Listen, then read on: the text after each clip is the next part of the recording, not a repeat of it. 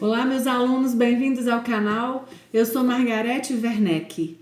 Se você está matriculado nas Faculdades Sudamérica, procure no seu material didático os títulos Glicólise e Formação de Grupo Acetil. Antes de começar, eu preciso que você tenha em mente a estrutura e a função da mitocôndria nas células eucariotas, a estrutura química e a função dos carboidratos dentro da célula, e a aula passada sobre metabolismo, síntese e hidrólise de ATP, ok? A partir de agora, nós vamos começar a estudar os processos celulares de obtenção de energia a partir dos carboidratos. A molécula que a gente vai pegar como exemplo, que todo mundo estuda, é a glicose. Então, nós vamos estudar o aproveitamento energético completo da glicose. A gente vai estudar glicólise, formação de grupo acetil, ciclo de Krebs e cadeia respiratória. Na aula de hoje, a gente vai falar dos dois primeiros, glicólise e formação de grupo acetil, ok? Nas outras aulas adiante, a gente vai dar seguimento a esse mesmo estudo. A partir de agora, então, nós vamos estudar a glicólise, uma via metabólica universal composta de 10 passos. Via metabólica quer dizer que a glicólise ocorre em reações em série, 10 reações em série. Universal quer dizer que praticamente todas as células vivas na face da Terra são capazes de executar a glicólise, ou seja, obter energia metabólica com esses 10 passos, quebrando a glicose. A glicólise é a via principal de obtenção de energia dos neurônios, então ela tem uma importância muito grande para os organismos animais e humanos. São 10 passos metabólicos para quebrar uma ligação da glicose. São 10 passos divididos em duas etapas. A primeira fase é chamada fase de preparação. São 5 passos, em que a energia metabólica na forma de ATP vai precisar ser investida. Os 5 passos finais são chamados etapa de pagamento. A energia metabólica produzida nesses passos compensam a energia investida nos 5 primeiros e ainda sobra uma quantidade para a célula aproveitar e realizar os trabalhos que ela precisa. O que vai acontecer é que a molécula de glicose de 6 carbonos vai ser quebrada no meio, em 2 moléculas de 3 carbonos cada. Então, o que vai acontecer na primeira etapa, no primeiro passo metabólico, é o seguinte: a glicose vai entrar na célula e vai receber um fosfato no carbono 6. Então, de cara, já gasta um ATP para acontecer. A glicose vai receber um fosfato de alta energia vindo de um ATP, formando glicose 6-fosfato. A glicose 6-fosfato vai passar por uma modificação entre os grupos químicos da própria molécula, vai mudar de posição alguns grupos dentro da própria molécula, que a gente chama de isomerização, sendo convertida a frutose 6-fosfato. A frutose 6-fosfato, no passo 3, vai receber outro fosfato vindo de ATP, formando frutose 1,6, um fosfato no carbono 1, um fosfato no carbono 6 de fosfato, porque são 2. Então, até o momento, houve um investimento de 2 ATP para preparar a molécula para ser quebrada. No passo 4, a ligação entre o carbono 3 e o carbono 4 da glicose é rompida. Então, aí a molécula vai ser quebrada em 2 moléculas de 3 carbonos. Só que essas moléculas são diferentes entre si. Uma chama gliceraldeído 3-fosfato. Esse gliceraldeído, a célula consegue aproveitá-lo tranquilamente para o metabolismo. A outra molécula é chamada de hidroxicetona-fosfato. Essa molécula a gente não tem condição de aproveitar energeticamente. Então, o que é que o organismo faz? No passo 5, converte a dihidroxicetona em gliceraldeído 3-fosfato. Terminado o passo 5, a molécula de glicose, que tinha 6 carbonos, é quebrada em 2 moléculas de 3 carbonos chamadas de gliceraldeído 3-fosfato.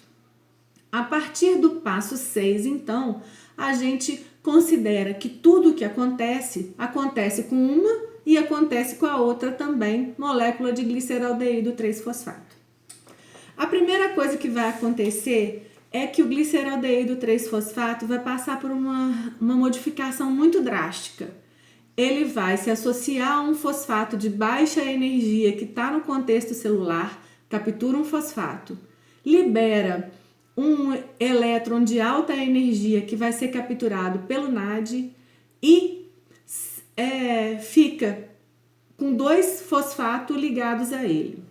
Então, a molécula que chamava no passo 5 gliceraldeído 3-fosfato vai se chamar 1,3-difosfoglicerato no passo 6 e ainda vai liberar um elétron de alta energia que vai ser capturado pelo NAD. Guarda o NAD, porque a gente vai precisar dele nas etapas posteriores, lá da cadeia respiratória. Então, quando no passo 7 forma 1,3-difosfoglicerato, rapidamente essa molécula cede um fosfato para um ADP, sintetizando então uma molécula de ATP. Lembrando que a partir do passo 4, tudo que acontece com um gliceraldeído acontece com o outro também. Então, receber o fosfato, liberar o elétron para o NAD e ainda liberar o fosfato para formar ATP, acontece com 2 moléculas de gliceraldeído, ok? No passo 8, o 1,3-difosfoglicerato vai ser convertido a 3-fosfoglicerato e depois a 2-fosfoglicerato. Então, vai mudar o fosfato que restou de posição dentro da própria molécula. Vai passar do carbono 3 por carbono 2. Logo em seguida, o 2-fosfoglicerato vai ser convertido a fosfoenolpiruvato. E finalmente, no passo 10, o fosfoenolpiruvato vai ceder esse último fosfato que está com ele para a síntese de mais um ATP. Um ADP vai capturar esse fosfato, ser convertido a ATP e o fosfoenolpiruvato vai dar origem a piruvato. A glicólise, então, gastou 2 ATP nos passos 1 e 3, sintetizou 2 ATP no passo 4 e mais 2 ATP no passo 6 e no passo 10. Isso quer dizer que pagou os 2 da fase preparatória e ainda sobrou 2. Sem contar que NADH foram sintetizados. E esse NADH vai conseguir dar continuidade ao aproveitamento energético lá na cadeia respiratória. O que acontece ao final da glicólise? Uma molécula de glicose de 6 carbonos foi quebrada em 2 moléculas de 3 carbonos cada, 2 moléculas de piruvato. Para onde vai esse piruvato? Vai depender das condições que a célula apresentar. Se a célula não está recebendo oxigênio e o metabolismo da glicose vai precisar ser desviado para a fermentação. O que acontece nas células aeróbicas que fazem respiração, mas que momentaneamente estão sem oxigênio, é que o piruvato é convertido a lactato. Esse lactato é marcador de fadiga muscular. Dá uma olhada no artigo que está postado junto com o material didático de vocês, que vocês vão ver a aplicação do lactato como marcador de atividade metabólica no músculo. Se tem oxigênio, o piruvato vai seguir a via glicolítica, vai seguir o aproveitamento energético da glicose. Como? O piruvato vai ser convertido a grupo acetil. Como isso acontece? O piruvato é uma molécula de 3 carbonos e o grupo acetil é uma molécula de 2 carbonos. Então, o que vai acontecer com o piruvato? Ele vai precisar perder um átomo de carbono, ele vai precisar ser descarboxilado. Quando isso acontece, quebra uma ligação entre os carbonos do piruvato, vai liberar um elétron de alta energia que vai ser capturado novamente pelo NAD. O NAD vai seguir para a cadeia respiratória. E o grupo acetil formado, com só 2 carboninhos, vai se ligar a uma molécula chamada coenzima A, que é muito abundante no metabolismo celular. Ligado à coenzima A, ou seja, na forma de acetilcoenzima A, é que os carbonos da glicose vão continuar dentro da via de aproveitamento energético. O grupo acetil, ligado à coenzima A, vai entrar lá na matriz mitocondrial para continuar o ciclo de Krebs que ocorre lá. Então, hoje nós vimos como é que a glicose é fosforilada e quebrada durante a glicólise, formando 2 moléculas de piruvato. Vimos onde podem ir essas moléculas de piruvato, se tem oxigênio ou se não tem. Se não tem oxigênio, faz fermentação lática e fadiga muscular.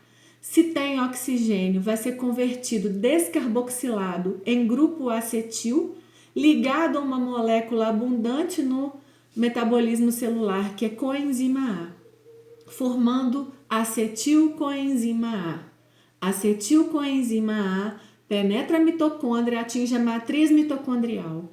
Lá dentro é que a acetilcoenzima A vai continuar o aproveitamento energético que a gente vai ver nas próximas aulas. Quero chamar a atenção de vocês para que vocês revisem o conteúdo de hoje, façam os exercícios, mandem as suas dúvidas por mensagem pela nossa plataforma de interação e se preparem para os nossos encontros, webinar e fórum Tira Dúvidas. Os nossos próximos passos serão esses: o estudo do ciclo de Krebs e da cadeia respiratória. Eu aguardo a participação de vocês lá no nosso webinar na plataforma Platão e também espero que vocês utilizem o canal, deixem seu like se vocês gostaram da aula de hoje. Obrigada por terem assistido a minha aula. Eu espero vocês na próxima. Um abraço, tchau!